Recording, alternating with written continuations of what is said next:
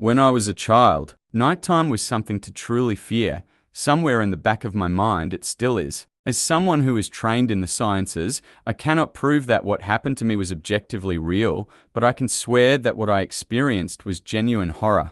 I can't remember exactly when it started, but my apprehension towards falling asleep seemed to correspond with my being moved into a room of my own. I was 8 years old at the time, and until then I had shared a room, quite happily, with my older brother. As is perfectly understandable for a boy 5 years my senior, my brother eventually wished for a room of his own, and as a result, I was given the room at the back of the house.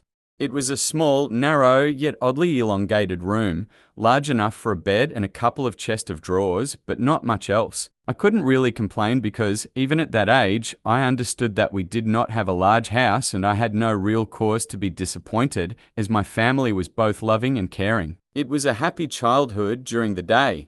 A solitary window looked out onto our back garden, nothing out of the ordinary, but even during the day, the light which crept into that room seemed almost hesitant.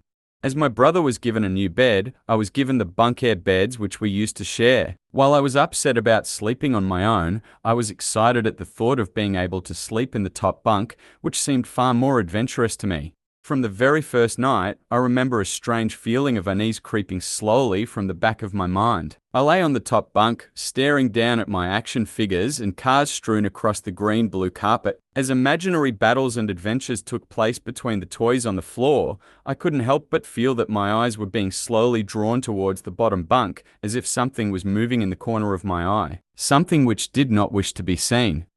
The bunk was empty, impeccably made, with a dark blue blanket tucked in neatly, partially covering two rather bland white pillows. I didn't think anything of it at the time. I was a child, and the noise slipping under my door from my parents' television bathed me in a warm sense of safety and well-being.